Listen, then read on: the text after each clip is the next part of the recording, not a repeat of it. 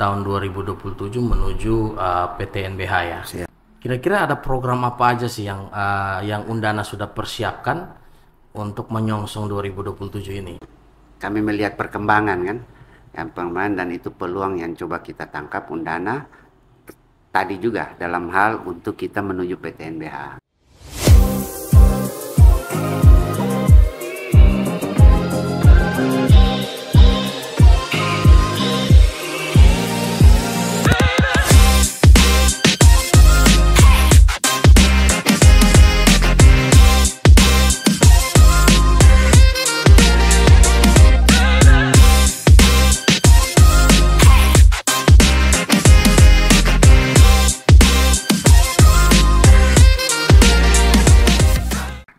Halo, kembali lagi saya Viewers bersama saya Einstein Manners, dan saat ini di samping saya sudah ada orang yang spesial, Bapak Jeffrey Kornianto Adu SE, Kepala Biro Perencanaan Kerjasama dan Hubungan Masyarakat.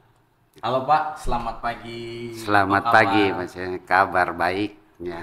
Senang berada di tempat ini. Terima kasih Pak sudah datang ke sini hari ini. Ngobrol-ngobrol lah bareng kami di Say Podcast. Jadi beliau ini Kepala Biro Perencanaan, Kerjasama dan Hubungan Masyarakat di Universitas Nusa Cendana. Ya, benar.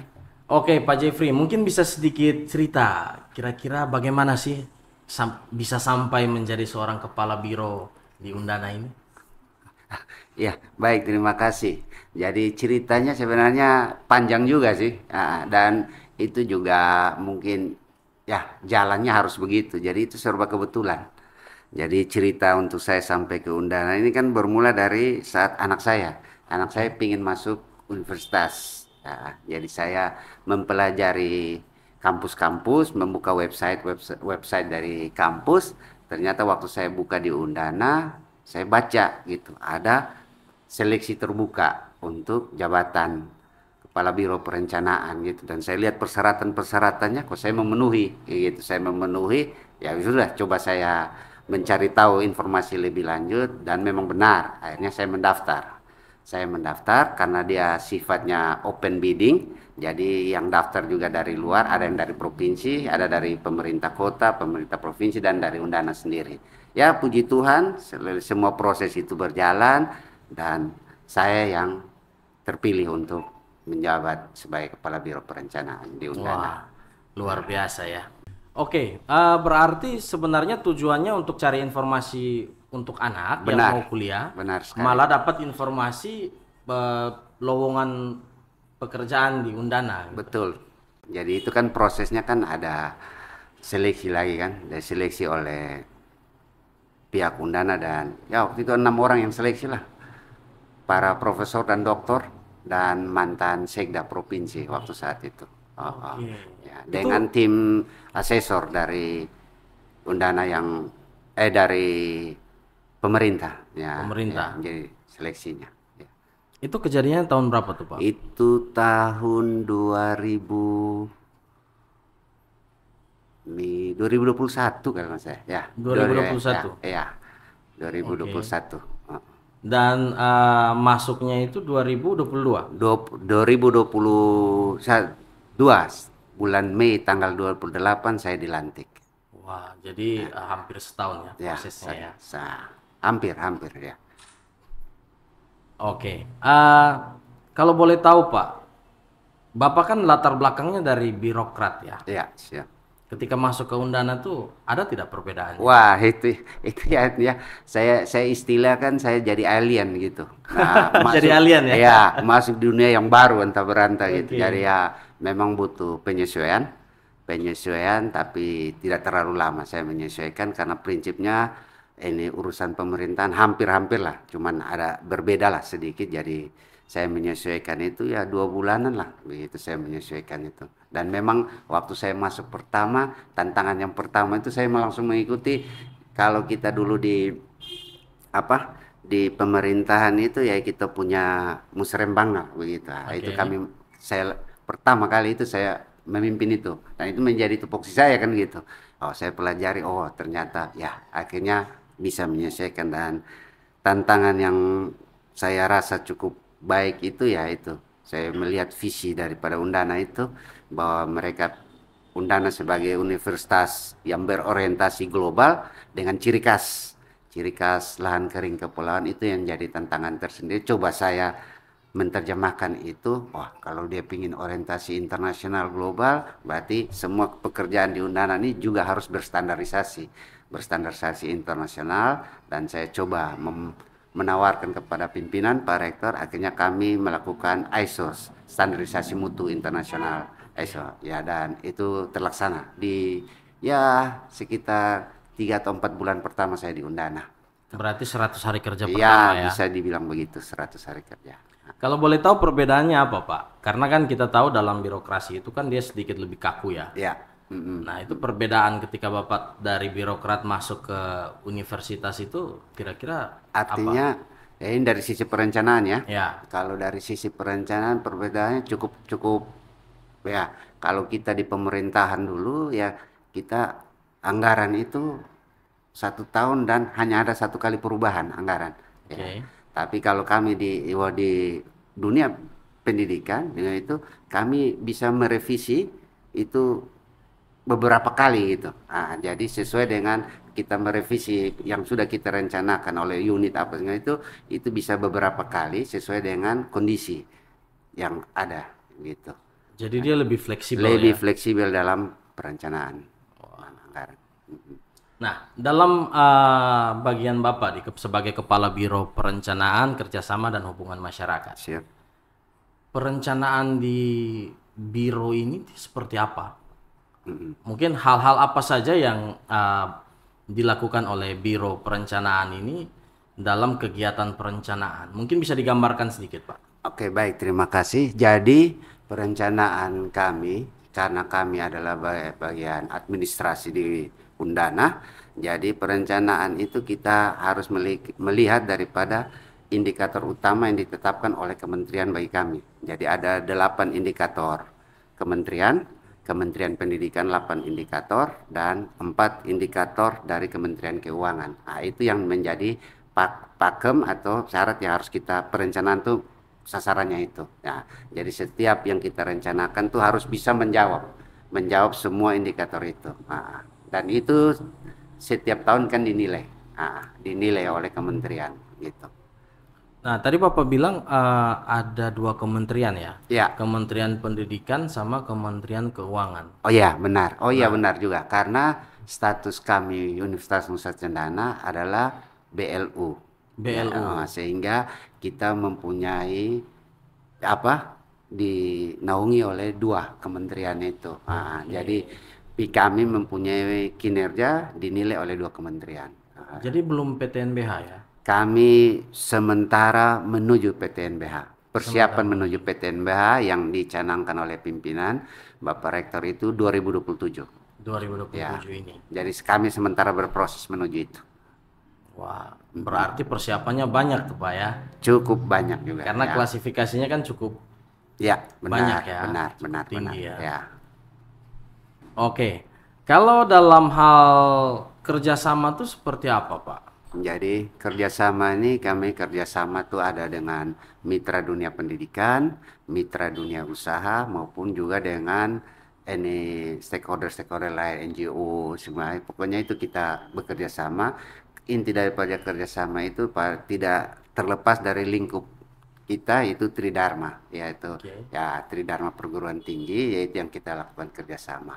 Jadi kerjasama dengan antar institusi pendidikan, dunia usaha itu juga kami lakukan gitu.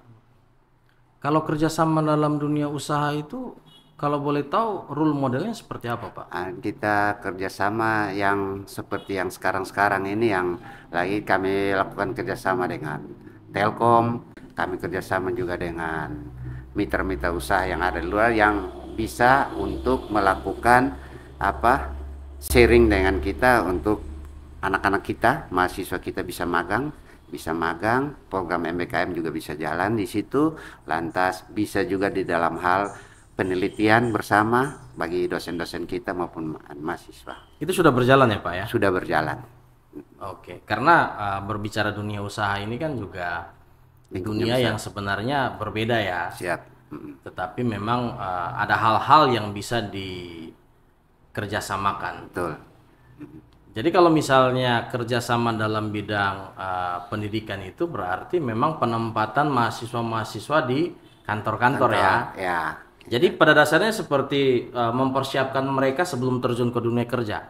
ya, artinya mengenalkan mereka lah, mempersiapkan mereka untuk terjun ke dunia kerja, dunia usaha. Ya. Jadi mereka sudah bisa melihat dunia usaha, dunia kerja itu model bagaimana, ilmu yang mereka dapat ini kira-kira bisakah tidak mereka terapkan di dunia usaha yang akan datang. Itu yang Jadi dia lebih kepada mempersiapkan mahasiswa ya. siap, betul. Nah, implementasinya seperti itu, apakah itu dilakukan setiap tahunnya? Itu tiap tahun kita lakukan. Tiap tahun gimana? Dengan pemerintah daerah juga kami lakukan. Dengan pemerintah daerah juga. Ya, kami lakukan juga. Ya, itu karena untuk mahasiswa magang, dosen melakukan penelitian pengabdian, misalnya dalam satu daerah, pemerintah daerah, kabupaten, menyusun RPJM-nya, RPJP-nya, itu bekerja sama dengan tenaga-tenaga dosen kita yang punya kualifikasi untuk itu. Oke, jadi memang itu sinkronisasinya ya. Sinkronis, ya. Oke. Nah, satu hal menarik soal hubungan masyarakat ini, Pak. Ya, Karena kita tahu biar bagaimanapun sebuah universitas tidak bisa terlepas dari hubungan langsung dengan masyarakat. betul. Baik itu secara multi maupun secara hubungan sosial dengan masyarakat. Kalau boleh tahu gambaran hubungan kerjasama dengan masyarakat ini dari Undana ini seperti apa aja, Pak? Oh ya, baik, terima kasih. Jadi kami itu Undana ada punya slogan sedikit juga itu, Oke. bahwa Undana berdampak. Undana berdampak bagi masyarakat. Berdampak bagi dirinya sendiri, berdampak bagi masyarakat maupun dunia sekitar. Itu yang selalu kita gaungkan. Jadi kami mengharapkan adik-adik mahasiswa begitu keluar mereka harus bisa berkontribusi bagi lingkungan sekitar. Jadi program kegiatan kayak KKN apa semua kami arahkan untuk coba membuat satu KKN tematik juga kita lakukan, tapi ada desa-desa atau tempat-tempat yang coba kita bina, ya kita bina, kita bangun sehingga dia itu bisa jadi mandiri. Itu yang diinginkan oleh kami gitu. Nah, ya desa binaan lah, desa Jadi binaan masuk dari ke desa binaan ya. ya. Oke. Nah, ada satu hal menarik nih, Pak. Saya kembali kepada yang tadi perencanaan ya. Siap. Perencanaan yang tadi Bapak bilang adalah di tahun 2027 menuju PTNBH ya. Siap. Kita tahu itu hal yang cukup berat. Betul. Kira-kira ada program apa aja sih yang Undana sudah persiapkan untuk menyongsong 2027 ini? Ya, baik. Jadi memang arah menuju PTNBH itu menjadi tantangan tersendiri bagi kita. Ya. Kita mungkin sudah beberapa kampus negeri yang besar yang sudah berbadan hukum. Kami dari Undana ini artinya menapak untuk mencapai target PTNBH itu. Kami sudah punya unit-unit usaha kecil, tapi itu juga kami upayakan untuk senantiasa berkembang. Jadi kami punya Badan Layanan Umum, BLU itu kita punya ini BPU. Nah, itu BPU dia yang akan mencoba mengelola aset-aset Undana yang ada sehingga bisa mendatangkan profit yang dimana Undana itu akan membiayainya dari situ. Jadi kalau PTNBH kan artinya kita sudah tidak tergantung dengan tidak tergantung dengan bantuan pusat lagi anggaran kan? pusat ya. Jadi itu ya tantangan tersendiri yang perlu kita sama-sama geluti gitu dari Undana ya. Tapi ya kami optimis bisa. Optimis ya. Ya. Undana 2027 masuk Ya. PTNBH ya. Ya, dan barusan kami juga dikasih stimulus dari kementerian, istilahnya percepatan lah. Nah, percepatan untuk menuju ke PTNBH. Jadi yang unit-unit income generate yang ada di Undana itu kita pacu untuk dia bisa cepat bisa menghasilkan. Nah, unit-unit income generator seperti laboratorium kan kita punya laboratorium bioscience, yaitu peralatannya lengkap itu tapi kan belum dimanfaatkan oleh kita masyarakat NTT itu. Ya itu. Mungkin kurang promosinya, Pak. Itu ya siap itu menjadi apa catatan dan tantangan kita. Ya, Oke, siap. baik. Pak, kita ngopi dulu, Oh Pak. ya, siap. Ini kita disponsori oleh DK Elpida, Resto DK Elpida. Dan kalau Bapak mau tahu, ini kita juga kerjasama dengan SMK Elpida, Oh ya. jurusan broadcaster. Jadi semua tim di sini anak-anak dari jurusan broadcaster. Ini bentuk kerjasama kita, Pak. Ya, ya. Ya, siapa tahu kan kita juga bisa kerjasama dengan Undana kan ke depannya. Iya, ya.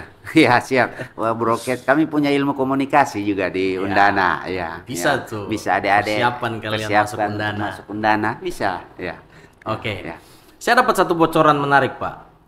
Katanya Undana sedang mempersiapkan data center, Pak ya. Ya, Mungkin kami bisa dijelaskan, Pak. artinya kami mencoba untuk kami melihat perkembangan kan, yang perkembangan dan itu peluang yang coba kita tangkap Undana tadi juga dalam hal untuk kita menuju PTNBH. Ya. Nah, dengan adanya data center itu bisa juga menjadi income bagi kami. Nah, data center itu ya kami fokus pada data-data kami dan Pemda, pemerintah daerah, dan bisa juga untuk kita sewakan ke pihak yang masyarakat Atau unit-unit unit usaha, yang bidang-bidang usaha ya. Siap itu. Jadi itu persiapan juga salah satu persiapan dalam rangka PTNBH. PTNBH.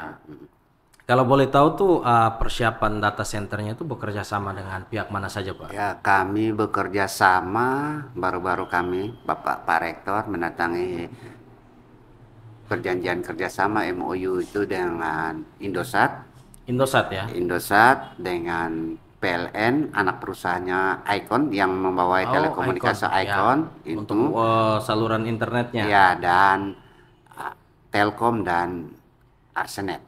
Nah itu ya, jadi ada empat lah yang sudah bekerja sama dengan Undana untuk mewujudkan semua itu. Untuk Digitalisasi kampus lah kita. Digitalisasi kampus yang membuat data center Ya. ya.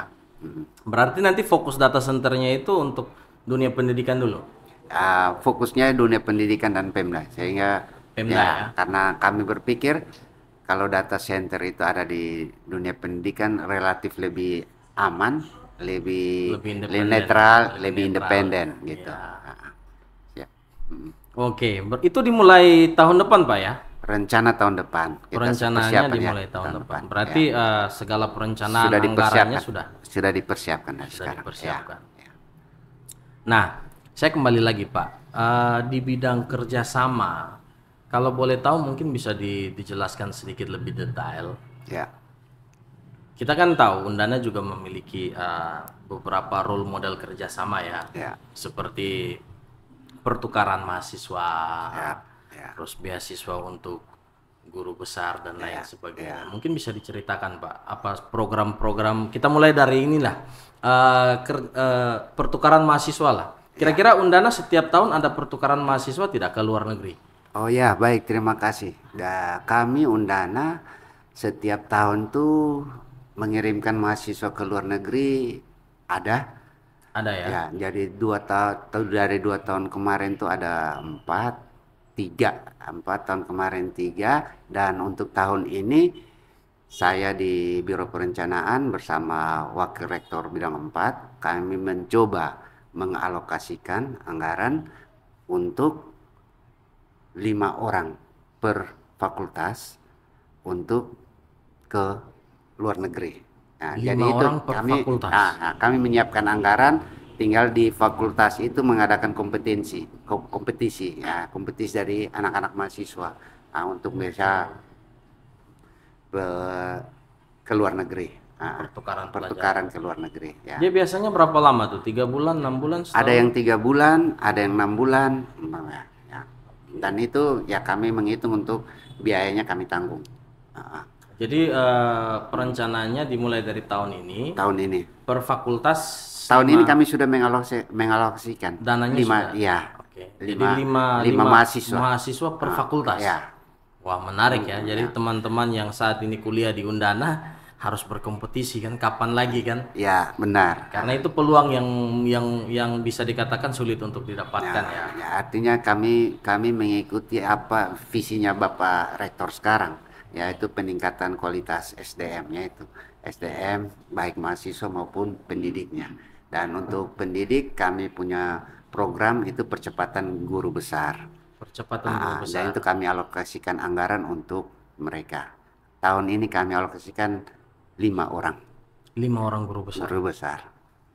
Itu sudah dimulai sejak kapan, Pak? Itu sudah dimulai sejak masa kepemimpinan Pak Rektor sekarang, Pak Maksanam. Kira-kira sudah berapa guru besar yang berhasil yang dicetak sudah oleh Undana? Nama petujuh saya juga udah hampir lupa yang sudah dikukuhkan guru besar, tapi ya sekitar 6 ke 7. 7 Jadi orang. itu memang Undana yang mendorong sendiri ya? Ya, program mendorong. dari Undana Ya, sendiri ya, ya. mendorong. Dan mereka setelah itu kembali lagi ke Undana? Ya, kembali di Undana. Oke. Kalau boleh tahu, berbicara soal dunia jurnalisme, bagaimana sih peran Undana dalam dunia jurnalisme? Ya, baik. Jadi kami juga punya bagian humas ya, hubungan humas itu kami punya Instagram, kami punya media sosial juga ya yang dikelola oleh anak-anak juga, tetapi kami juga menyadari tidak mungkin kami sendiri. Nah, jadi kami bekerja sama juga dengan teman-teman media yang lain yang itu lewat radio, Pos Kupang, SKFM, nah itu Trilog juga kami bekerja sama sehingga dengan itu mereka bisa menyebarkan informasi terkait Undana. Kayak kami dengan Pos Kupang kami coba minta untuk supaya ada media untuk jurnal-jurnal atau penulisan karya ilmiah mahasiswa maupun dosen ditampilkan. Gitu. Ya, gitu. Oke, jadi kayak oh ya, kayak penulisan opini, Boleh, fitur, ya. itu bisa ya. Dan itu kami lakukan kerjasama dengan media. Om Eva dicatat Om Eva ya, sahabat FM Om Eva. Oh ya, Sama boleh. News ya. Siap. Oke, Pak Jeffrey, kira-kira kiat-kiat apa yang Pak Jeffrey mau sampaikan kepada masyarakat mengenai Undana? Ya, Dan seperti apa Undana ini sudah berkembang sejauh ini kepada masyarakat? ya, baik. Jadi Undana ini adalah kampus Universitas Negeri pertama dan terbesar di Nusa Tenggara Timur, ya. Dan kami memiliki 9 fakultas dan program pascasarjana, ada 48 prodi, 1 prodi vokasi tenun ikat. Nah, itu jadi saya tidak usahlah kita jauh-jauh kuliah keluar, ya. Undana ada, dosennya juga berkompeten dan akreditasinya juga baik sekali, dan kami berorientasi untuk akreditasi internasional semua, dan itu jadi buat adik-adik masyarakat Nusa Tenggara Timur ya itu tidak usah jauh-jauh lah kuliahlah di Undana. Di Undana ya. Cukup di Undana nanti sudah bisa. Dan ya itu bahwa Undana tidak kalah lah dengan kampus-kampus lain. Ya. Saat ini Undana sudah masuk di jajaran 70 ya? Ya, kami 70 lah. 70 terbaik di Indonesia. Ya, sudah masuk 100 besar kan, seluruh Indonesia. Berarti memang kompetensinya sudah sangat luar biasa. Ya. Jadi, dan ya mungkin juga sekedar informasi, kalau untuk fakultas kedokteran kami yang paling murah. Kami termasuk se-Indonesia. Jadi yang mau masuk fakultas kedokteran, Undana termurah se-Indonesia. Ya. Jadi jangan pergi ke lain-lain lagi. Nah, kalau ke depan kami berencana lebih, kami punya program, Pak Rektor punya visi ke depan itu kami harus menciptakan 100 prodi, Pak. 100 prodi? Dari posisi sekarang kami 48, kami 48 prodi menjadi 100 prodi. Nah, dan kami persiapan ke depan ini kami akan membuka prodi keperawatan, prodi ini S2 profesi juga, yaitu profesi kami akan ya. Jadi buat masyarakat tidak usah jauh-jauh lah keluar ya, ya di Kupang saja di Nusa Cendana. Undana sudah cukup besar. Undana cukup besar. Cukup berkompetensi. Ya, kami 35.000 mahasiswa. 35.000 mahasiswa aktif. Dan terbesar di NTT, aktif lah. Ya. Wah, luar biasa. Oke, siap. Itu saja Pak Jeffrey. Terima kasih banyak. Terima kasih untuk waktunya sudah main-main ke Studio CI Podcast. Semoga sukses dalam pekerjaannya dan semoga Undana secepatnya naik ke PTNBH. Ya. Dan Undana selalu berdampak bagi masyarakat. Dan Undana selalu berdampak bagi masyarakat, bagi dirinya dan bagi Indonesia. Siap. Baik, terima kasih Pak. Ya, terima kasih juga saya sudah diundang untuk ada di podcast CI Podcast ini. Ya, terima kasih. Tuhan memberkati. Oke, CI viewers, terima kasih untuk hari ini. Sekian dulu perjumpaan kita. Jangan lupa subscribe, like, komen, dan share. Sampai jumpa di lain waktu. Ciao.